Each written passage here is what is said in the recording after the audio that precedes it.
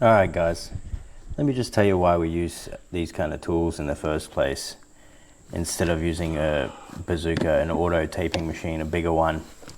First of all, these are simple, and the number one reason why we use these instead of the bazookas is we run hot mud through these. Which hot mud, if you don't know, it's mud that you mix up, it's chemically setting, it comes in a powdered form in a bag and you mix it up with water and it goes off in 45 minutes or 60 minutes or 90 minutes depending on what you buy. You can even get 10-minute stuff, and so that's what we use.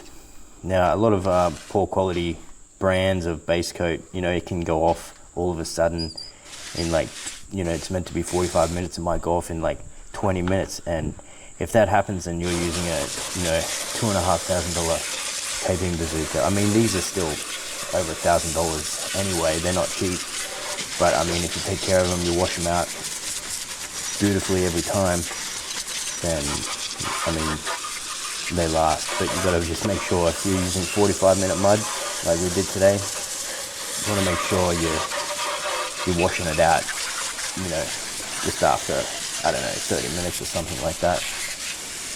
And you can also run a pre-mixed compound as well through it, but I mean why we use hot mud is because we want to be going over it again. This, what I'm washing out here, this is where you use the little, the knob, you turn it and it pulls that flap up and you can adjust the mud flow. That's what that is. You want to make sure you get all the mud out of there.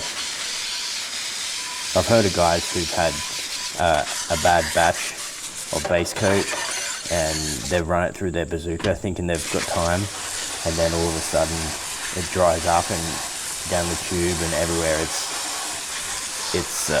all been blocked up and it's dried, and you have to pretty much give it an acid bath. I don't know how that works, but I don't even know how to use an auto taping bazooka. I'm just getting better at these. I really enjoy these. You can do everything from the ground. And I thought I'd give you an up close look of the tool, because once it's got all mud on it you can't really see too much.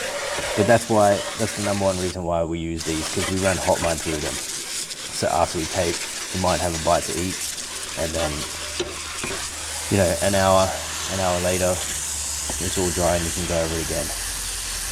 So that's the number one benefit. It's made from a polycarbonate with stainless steel sort of wheel and a few other stainless steel parts and just plastic, I suppose. So I mean it's built to last as well. If you want to buy these, you can buy them from Pro Plaster, and they send them around Australia wide. Sometimes they run some sales on them, so I don't know, just give them a buzz, tell them Max Kill sent you. You're looking for a deal. Forever. But yeah, it's a really good tool, easy to clean up, only takes a few minutes to clean it up. I always make sure it's beautiful. I mean, not a spot on it. You can fit the 75 meter or 150 meter rolls of tape as well. So that's the same as the auto taping bazooka. So I mean it's really good. You got that mud flow adjuster as well. So you can add mud or take a bit of mud away if it's too thick. If when you're wiping the tape down, if you got too much excess, you can adjust that. So, and this is how you put the lid back on. Just pull the lever back and it pulls the cutter back, and then you slide it down like that and just bang the lid in place. It's never, the mud clips in place and it never falls out or anything like that. It's pretty good. And I got my Tape Pro roller and glazer head here.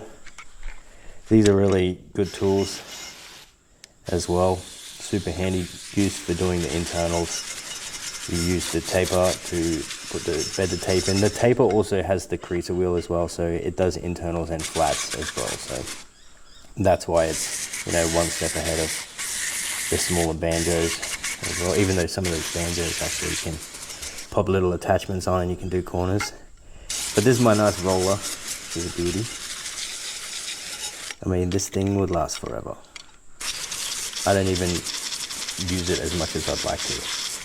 So Once again, really easy to clean.